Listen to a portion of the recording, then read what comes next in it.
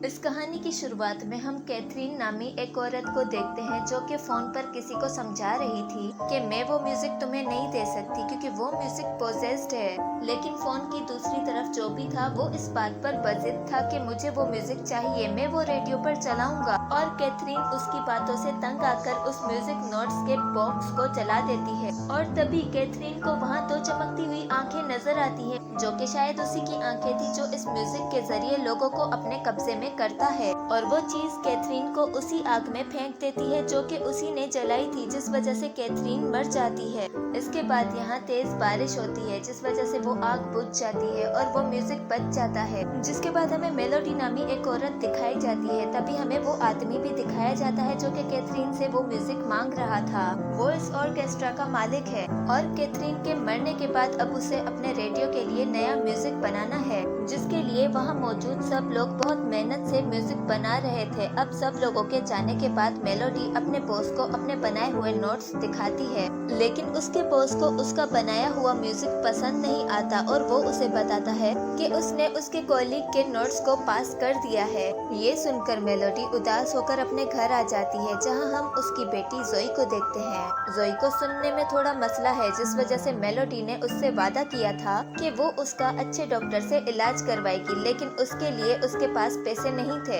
अब इसी वजह से मेलोडी अपने बॉस के पास जाती है। तब वो उसे बताता है कि मैं इस रेडियो टेलीकास्ट में कैथरीन का म्यूजिक चलाना चाहता था, लेकिन अब कैथरीन की मौत की वजह से मैं मजबूर हूँ। ये सुनकर मेलोडी कहती है कि मैं वो नोट्स ला सकती हूँ क्योंकि कैथरीन मेरी टीचर थी और मुझे पता है कि वो नोट्स कहाँ रखती है। जिसके बाद मेलोडी सीधा कैथरीन के घर जाती है, जहाँ उसे कैथरीन की बहन मिलती है, जिसे वो बताती है कि वो कैथरीन के म्यूजिक नोट्स लेने आई है। ये सुनकर वो उसे घर के अंदर आने नहीं देती क्योंकि कैथरीन उससे कहकर गई थी कि मेरे म्यूजिक नोट्स किसी को भी मत देना। अब ये सुनकर मेलोडी छुपकर पीछे के दरवाजे से कैथरीन के घर के अंदर जाती है और वो उस जगह जाती है जहाँ वो नोट्स रखे हुए थे। तब उसे शीशे में किसी की परछाई नजर आती है, लेकिन वो आगे जाकर वो बॉक्स खोलती है जिसके अंदर वो म्यूजिक नोट्स और 2 रिकॉर्ड्स होते हैं। अब मेलोडी जब वो म्यूजिक सुनती है तो अचानक से यहाँ अंधेरा हो जाता है और उसकी आंखें चमकती है और उसे विजन्स आते हैं जिसमें वो एक लड़की को पानी में डूबते हुए देखती है। और तभी एक कौवा खिड़की से टकराता है और मेलोडी होश में आकर वहाँ से वो बॉक्स उठाकर अपनी कार की तरफ जाती है,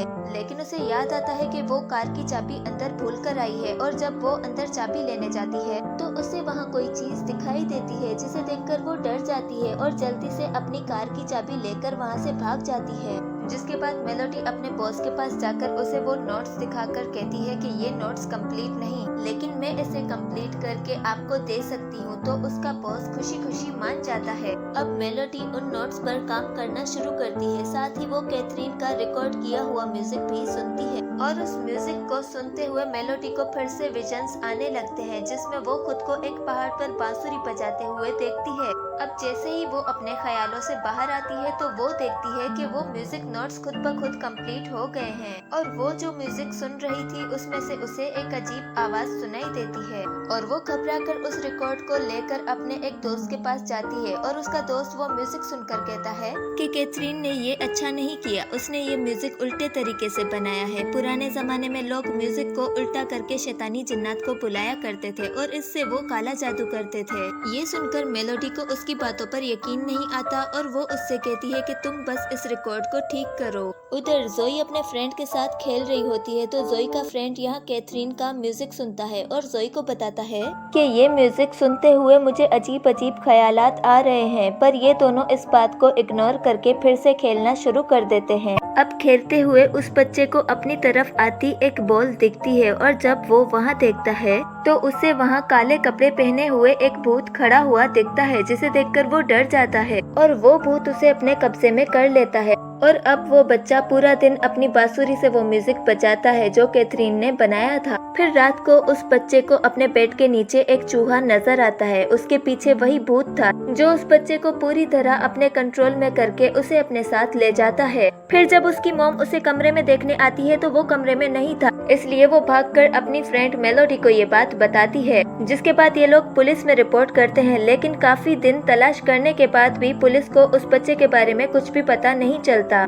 और अब मेलोडी को भी यही लगता है कि वो बच्चा इसी म्यूजिक की वजह से गायब है। इसलिए वो अपने बॉस से जाकर कहती है, कैथरीन ने बच्चों के हिसाब से ये म्यूजिक बहुत डार्क बनाया है, हमें इसे टेलीकास्ट नहीं करना चाहिए। लेकिन उसका बॉस उसकी एक नहीं सुनता और मजबूरन मेलोडी उससे उस म्यूजिक को कंप्लीट करने के लिए एक दिन और मांगती है।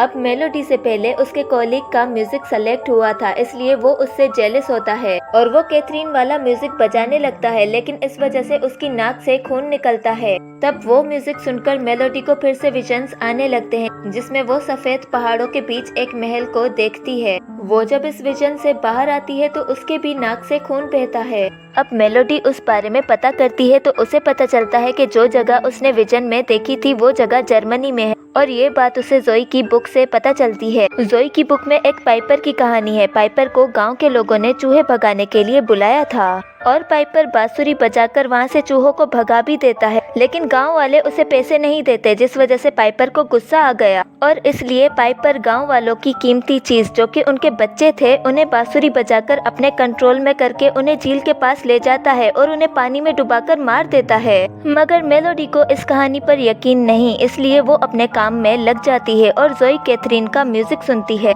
कि तभी उसके पीछे वो भूत आ जाता है। लेकिन जैसे ही जोई पीछे मुड़कर देखती है तो वो भूत गायब हो जाता है। फिर अगले दिन जोई जब स्कूल जाती है तो उसे वहाँ अपनी बॉल दिखती है, जिसके पीछे पीछे वो बस में चली जाती है और तभी वहाँ उसे पाइपर नजर आता है। वो जोई को कंट्रोल करने के लिए बांसुरी बजाता है। उसके म्यूजिक में इतनी पावर है कि बस के सभी शीशे टूट जाते हैं और जोई जिसे कुछ सुनाई नहीं देता वो भी इस म्यूजिक को सुन पा रही है। जिसके बाद जोई घर जाकर अपनी मॉम को ये बात बताती है कि शायद मैं उस म्यूजिक को सही से नहीं सुन पाई, इसलिए मैं पोजेस्ड होने से बच गई। लेकिन मेरे फ्रेंड ने भी गायब होने से पहले यही म्यूजिक सुना था। ये सुनकर मेलोडी परेशान हो जाती है। अब मेलोडी जब अपने घर के काम कर रही थी तब उसे अपने कबर्ड के पास किसी की आहट महसूस होती है और जैसे ही वो कबर्ड के पास जाती है तो वो चीज उस पर हमला कर देती है, जिसका शोर सुनकर जोई वहाँ आकर देखती है कि उसकी मॉम अजीब तरीके से म्यूजिक बजा रही है और साथ ही वो अपने म्यूजिक नोट्स भी लिख रही हैं। अब जैसे ही जोई मेलोडी के करीब जाती है तो वो देखती है कि मेलोडी का चेहरा बिल्कुल काला हो चुका है और उसकी आंखें चमक रही हैं। ये देखकर जोई डर तो जाती है, लेकिन उसे अपनी मॉम को इस हालत से बाहर निकालना है, इसलिए वो बहादुरी से वो म्यूजिक नोट्स फाड़ देती है, जिससे मेलोडी को होश आ जाता है।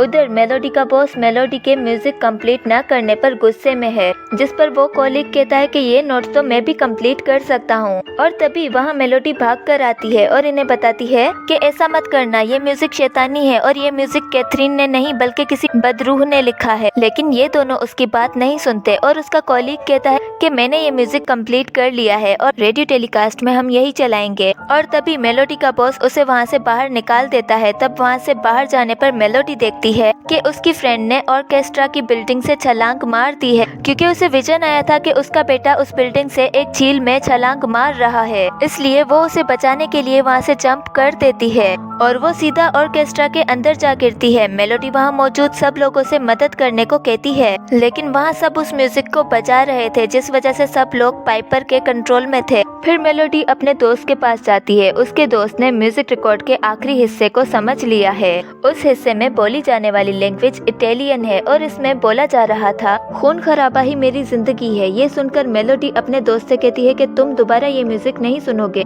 अब मेलोडी ये बात समझ गई है कि पाइपर इन सबको नुकसान पहुंचाना चाहता है, इसलिए वो कैथरीन के घर जाती है, क्योंकि वो जानती है कि कैथरीन ने इस म्यूजिक से बचने का तोड़ जरूर बनाया होगा। उधर जोई वो बुक पढ़ रही थी जिसमें लिखा हुआ था कि गांव वालों ने अपना बदला लेने के लिए पाइपर को जान से मार तो दिया, मगर पाइपर ने कहा था कि जब तक उसका म्यूजिक जिंदा है तब तक वो बच्चों को पोजेस करता रहेगा। अब यहाँ कहानी पढ़ते हुए पाइपर जोई को भी पोजेस करके अपने साथ ले जाता है। उधर मेलोडी का दोस्त उसके मना करने के बावजूद वो म्यूजिक सुनकर उसके और लफ्जों को भी ट्रांसलेट कर लेता है, जिसका मतलब ये है कि जो भी मेरे जाल से बच जाएगा उससे मैं अपना बदला लेने दोबारा आऊंगा। उधर मेलोडी को कैथरीन की बहन मिलती है, जो उसे कहती है कि तुम्हें क्या लगता है तुम वो काम कर लोगी जो कैथरीन पिछले 50 सालों से नहीं कर पाई। मेरी बात मानो, तुम दूर रहो इन चीजों से, वरना तुम्हारा भी वही अंजाम होगा जो कैथरीन का हुआ। अब मेलोडी उसकी बातों को इग्नोर करके म्यूजिक नोट्स ढूंढती है और उसे वॉलपेपर के पीछे नोट्स मिल जाते हैं। ये देखकर कैथरीन की बहन कहती है कि पाइपर के म्यूजिक का कोई तोड़ नहीं। अगर तुम वो म्यूजिक सुन चुकी हो तो इसका मतलब ये है कि तुम उसके कब्जे में हो। पाइपर ने कैथरीन को भी पोजेस कर लिया था, जिस वजह से उसकी पूरी जिंदगी बिखर गई। मेरी बात मानो, इस काम को छोड़ दो। मगर मेलोडी उसकी बात नहीं मानती और वो नोट्स लेकर वहाँ से अपने दोस्त के पास जाती है, जहाँ वो देखती है कि उसका दोस्त भी अब पाइपर के कंट्रोल में है और वो अपने कान पर हमला करके खुद को जख्मी करने वाला था, लेकिन मेलोडी आकर उसे रोक लेती है। उधर ऑर्केस्ट्रा में ये लोग पाइपर का म्यूजिक प्ले करते हैं। तब पाइपर सब लोगों को अपने कंट्रोल में कर लेता है और तभी वहाँ मेलोडी आकर वहाँ की इलेक्ट्रिसिटी बंद कर देती है। लेकिन इसका कोई फायदा नहीं होता, क्योंकि पाइपर उसके बॉस की बॉडी को फाड़कर इस दुनिया में आ जाता है और वो यहाँ मौजूद सारे लोगों को मार देता है। फिर वो बांसुरी से अपना म्यूजिक बजाता है और वहाँ मौजूद सब बच्चों को अपने कंट्रोल में करता है। साथ ही यहाँ वो एक जादुई दरवाजा खोलता है और सारे बच्चे उस दरवाजे के जरिए पाइपर की दुनिया में जाने लगते हैं। तब मेलोडी भी इनके पीछे जाती है, जहाँ उसे जोई मिलती है और वो उसे पकड़कर उसके कान से हेयरिंग डिवाइस निकालती है ताकि वो पाइपर का म्यूजिक ना सुन पाए। जिसके बाद मेलोडी अपनी बेटी को लेकर उसी दरवाजे से वापस बाहर निकलती है। तभी जोई को जाते हुए पाइपर देख लेता है और वो उसे पकड़ने उसके पीछे जाता है और जोई उसे देखकर छुप जाती है। अब इससे पहले वो जोई को पकड़ पाता,